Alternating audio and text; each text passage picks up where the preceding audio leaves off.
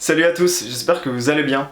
L'autre jour, j'ai regardé le championnat du monde de Scrabble. Nigel Richards a carrément posé un mot compte triple avec 2 cases, le nec plus ultra pour les scrabbleurs. Du coup, ça m'a donné une super idée, je me suis dit que j'allais vous donner des acronymes propres au monde des startups pour que vous puissiez battre votre oncle Jean-Marc cet été. Et on commence tout de suite avec le numéro 1, SEO, l'acronyme de Search Engine Optimization. C'est un ensemble de techniques visant à améliorer le référencement d'une page web. L'objectif, c'est de la faire apparaître dans les premiers résultats des recherches Google. Il s'appuie sur différents éléments comme par exemple le choix des bons mots-clés, la rédaction de contenu régulier ou encore la diminution du temps de chargement du site. Ce sont autant de métriques prises en compte par les algorithmes des moteurs de recherche pour classer le site internet parmi les premiers résultats. Acronyme numéro 2, si on change une lettre à SEO, on obtient SEA, qui veut dire Search Engine Advertising.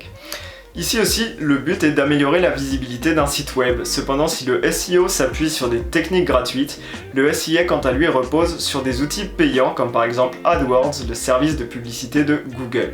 Ici, l'entreprise paye une certaine somme à Google pour voir son site internet apparaître tout en haut de la page des résultats dans l'espace des annonces. Acronyme numéro 3, si vous voulez faire très mal à votre adversaire en seulement 2 lettres, j'ai ce qu'il vous faut.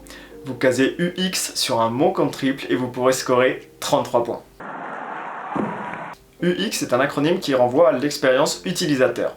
Lorsqu'on étudie l'UX d'une interface, on cherche à savoir si l'usage de celle-ci est intuitif pour l'utilisateur, s'il va pouvoir naviguer aisément dessus. Ça peut paraître anodin, mais c'est super important pour de nombreuses entreprises tech qui peuvent perdre de nombreux utilisateurs à cause de fonctionnalités qui ne sont pas toujours très claires.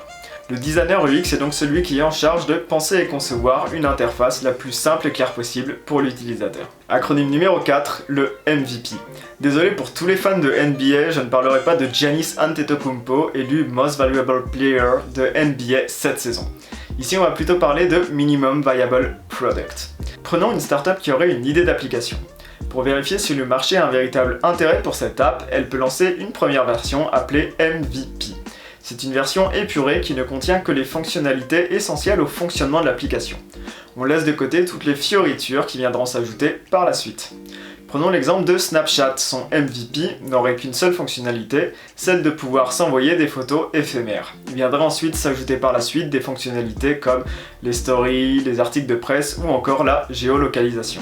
L'idée avec le MVP, c'est de vraiment tester si le marché a un véritable intérêt pour notre application et ainsi s'éviter de passer un an à construire une application parfaite mais qui au final n'intéresse personne.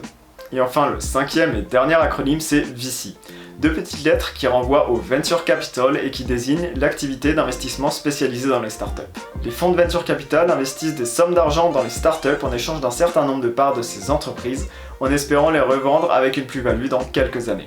En investissant des sommes allant de plusieurs centaines de milliers à plusieurs millions d'euros, ces fonds d'investissement permettent aux startups de passer à la vitesse supérieure et de se lancer dans différentes activités comme par exemple une expansion à l'international, un recrutement massif ou encore une campagne de recherche et développement.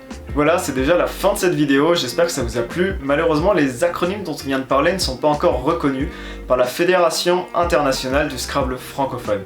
Oui, il y a des gens qui travaillent dans cette fédération et personnellement, je les vois comme ça. Je suis allé au bac en me disant qu'il faut se faire plaisir.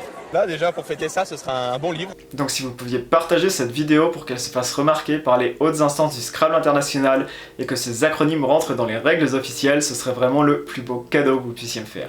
Sur ce, moi je dois aller caser quelques mots contre triple, du coup je vous dis à très bientôt.